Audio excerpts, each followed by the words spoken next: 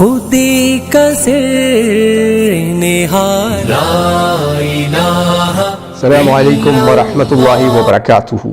الحمد للہ رب العالمین. اللہم صلی علی محمد وعلی آل محمد وعلی اصحاب محمد. آج ہم آپ کے سامنے ایک یزیدی کو پیش کرنے جا رہے ہیں جس نے یزید بن معاویہ کے دفاع کے اندر ایک کتاب بھی لکھ رکھی ہے، لیکن اس کی اصل حقیقت کیا ہے وہ بھی آپ کے سامنے آ جائے گی. اس شخص نے، سنابلی نے، ایک نیا دعویٰ کیا، ایک نیا ایکشن چھوڑا لوگوں کے لیے، کیونکہ اس کی کتاب تو فلاپ ہوتی ہوئی اس کو نظر آ رہی تھی. اب اس نے ایک نیا دعویٰ چھوڑا. لوگوں کو یہ اس نے کہا کہ کوئی ایسی روایت پیش کرو جس کے مطابق حضرت حسین نے یزید بن معاویہ کے خلاف کوئی ایک لفظ بھی بولا ہو، یعنی یزید کے خلاف.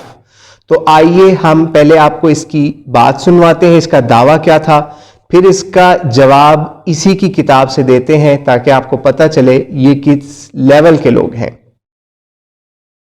آپ پوری دنیا کے جو بڑے بڑے اسکالر ہیں، علامہ ہیں، جانکار ہیں، سب سے کانٹیکٹ کیجیے کہ آپ احادیث کا پورا ذخیرہ چھان ماریے، تاریخ کی ساری کتابیں کھنگال ڈالیے، اور صرف ایک روایت صحیح سند سے ایسی پیش کیجیے جس میں یہ ذکر ہو کہ حسین رضی اللہ عنہ نے یزید کے خلاف ایک لفظ بھی کہا ہو. بڑی عجیب بات ہے کہ لوگ حسین رضی اللہ عنہ اور یزید ان دونوں کو ایک دوسرے کا دشمن بنا کے پیش کرتے.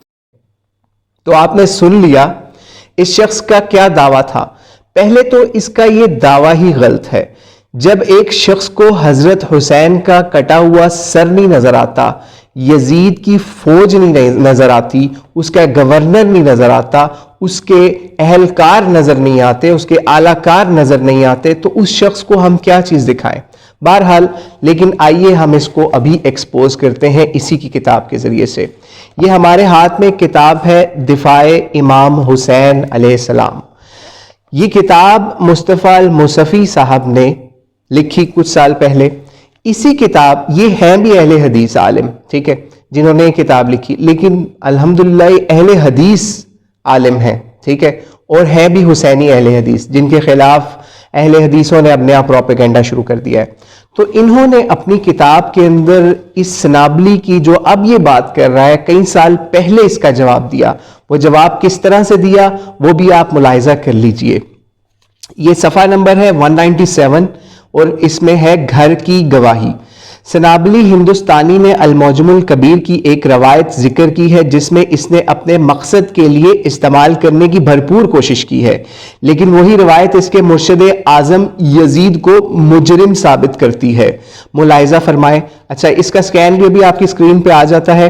اب اس روایت کا اس نے جو ترجمہ کیا ہے وہ بھی آپ کو بتا دیتے ہیں جو اس نے کیا ہے ترجمہ.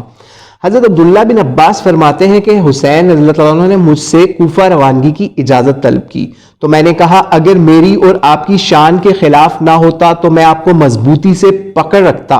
عبداللہ بن عمر کہتے ہیں اس پر حسین علیہ السلام نے جواب دیا کہ میں فلاں فلاں مقام پر قتل کر دیا جاؤں، یہ میرے نزدیک اس بات سے زیادہ بہتر ہے کہ میری وجہ سے مکہ کی حرمت پامال ہو. عبداللہ بن عباس کہتے ہیں کہ یہ بات کہہ کر حسین نے مجھے مطمئن کر دیا.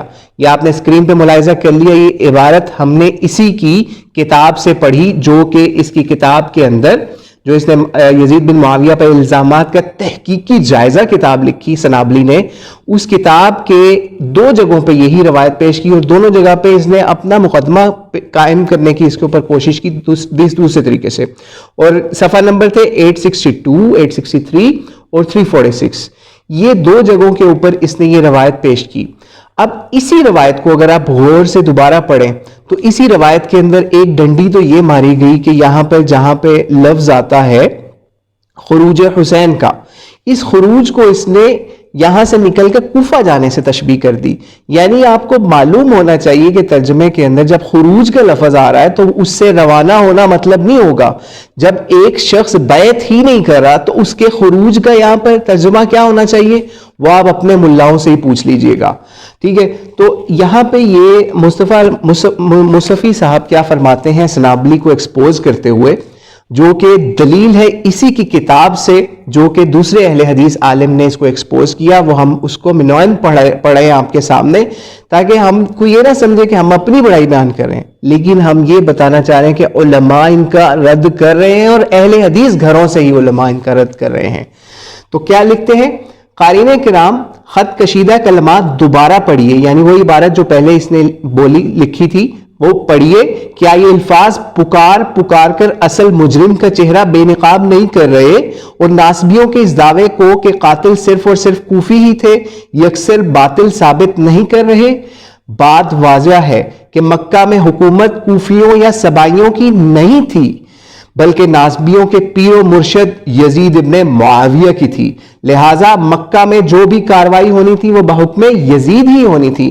بالفاظ دیگر جو کاروائی اس خبیث نے میدان کربلا میں کروائی وہ حضرت حسین علیہ السلام کو مکہ میں ہوتے ہوئے نظر آ رہی تھی.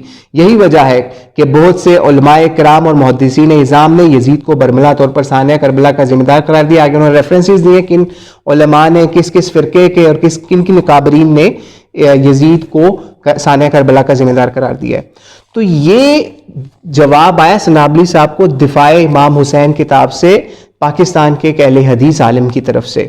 تو کیا سنابلی صاحب یہ دلیل آپ کے لیے کافی نہیں کہ حضرت حسین خروج کر رہے ہیں مکے سے کوفہ کی طرف؟ خروج کس لیے کر رہے ہیں؟ کہ مکے کے اندر حج کے ایام کے اندر کوئی قتل و غارت نہ ہو جائے. کون کرے گا قتل و غارت؟ وہی حکومت جس نے پہلے مکے میں کوشش کی حضرت حسین کے پیچھے بندے لگا کر, پھر مدینہ تک ان کو پہنچایا, مدینہ سے پھر آپ کوفہ کربلا تک گئے, اور وہاں پہ یزیدی افواج نے آپ کے ساتھ کیا کیا وہ ایک ایسی دردناک داستان ہے کہ آپ کو ہم اب وہ سنانے لگ جائیں تو یہ مقدمہ پیچھے رہ جائے گا. بہرحال سنابلی صاحب اللہ سے ڈر جائیے اور اس طریقے سے یہ کام چھوڑ دیجئے. آپ ایک سمپل بات کر دیں کہ آپ حسینی ہیں یا یزیدی. اگر آپ یزیدی ہیں تو آپ برملا کہہ دیں کہ حضرت حسین نے جو بھی کیا غلط کیا. اس طریقے سے چھپ چھپ کے یزید کی وکالتیں کرنے کا کیا فائدہ؟ تو اللہ سے دعا ہے اللہ آپ کا حشر یزید کے ساتھ کرے اور ہمارا حشر حسین ابن علی کے ساتھ کرے علیہ السلام. السلام علیکم ورحمۃ اللہ وبرکاتہ. سبحان ربك رب العزة عما يصفون وسلام على المرسلين والحمد لله رب العالمين وصلى الله على سيدنا محمد وعلى آله